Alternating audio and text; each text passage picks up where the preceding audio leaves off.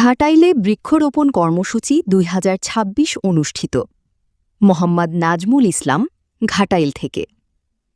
মাননীয় প্রধানমন্ত্রী দেশনায়ক তারেক রহমানের নির্দেশে সারা দেশে ২৫ কোটি বৃক্ষরোপণ কর্মসূচির অংশ হিসেবে টাঙ্গাইলের ঘাটাইলে বৃক্ষরোপণ কর্মসূচি অনুষ্ঠিত হয়েছে।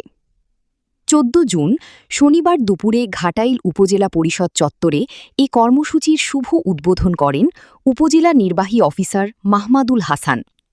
এ বছর উপজেলার বিভিন্ন স্থানে মোট ১ লক্ষ বৃক্ষরোপণ করা হবে বলে জানান তিনি। এ সময় উপস্থিত ছিলেন সহকারী কমিশনার ভূমি মোহাম্মদ জাইদ হোসাইন, ধলাপাড়া রেঞ্জ কর্মকর্তা মোহাম্মদ সাব্বির হোসেন, উপজেলা প্রাণী সম্পদ কর্মকর্তা বাহাদ্দিন সারোয়ার রেজভী, মাধ্যমিক শিক্ষা অফিসার শফিকুল ইসলাম, উপজেলা পরিসংখ্যান কর্মকর্তা মনিরুজ্জামান, উপজেলা প্রকল্প বাস্তবায়ন কর্মকর্তা এনামুল হক ও বিভিন্ন স্কুলের শিক্ষক মণ্ডলী এবং রাজনৈতিক ও সামাজিক নেতৃবৃন্দ সহ বিভিন্ন ভিটের প্রশাসনিক কর্মকর্তা কর্মচারীবৃন্দ।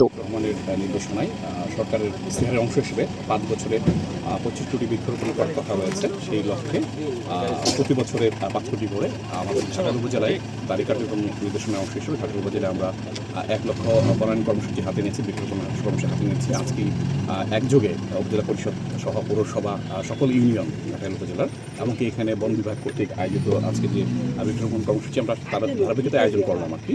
এই প্রোগ্রামটা আরও সামনে চলতে থাকবে। বিভিন্ন শিক্ষা প্রতিষ্ঠানের ভবিষ্যতে আমরা গাছের চারা রোপণ করব।